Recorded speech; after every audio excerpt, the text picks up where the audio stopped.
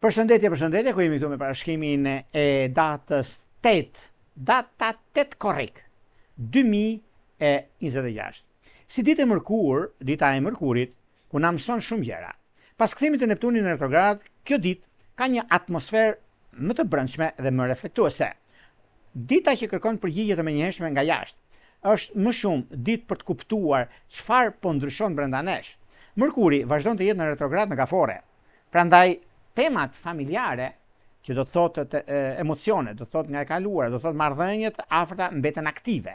Në të njëjtën kohë, Marsi në binjak vazhdon të mbaj mendje në lëvizje. Prandaj duhet kujdes të mos përzihemi dhe jo vetëm kaq, por konfuzioni emocional me nxitimin që neve mund të kemi.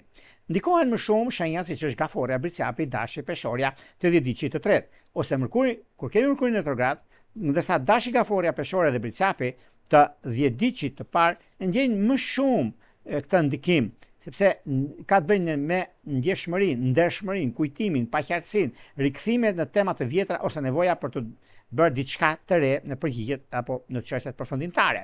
Dita është e mirë për të rishikuar plane familjare, për të kontrolluar dokumentet, për të folur me qetësi, për të bërë një terapi, për të marrë me gjërat tona të brendshme të shpirtit ton, jo të ndikohemi nga të tretët. Dhe kjo do të thotë mundësi, kjo do të thotë rëndësi.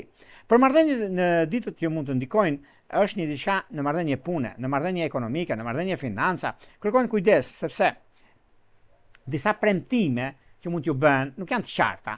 Edhe kjo mund t'ju prishi pak atë ekuilibrin tuaj, atë mënyrën se si juve shpreheni, mënyrën se si juve i bëni gjërat. Por unë do t'ju thosha që sado që t'jenë gjërat të vështira, sado që juve të keni mundësinë e periudhave dhe të ndryshimeve, është një nga momentet më të arta që do të keni tani tutje, sepse bisedimet, ndryshimet, karriera, mundësia janë të juajat dhe duke pasur parasysh kohën dhe ndryshimin që do të keni tani tutje.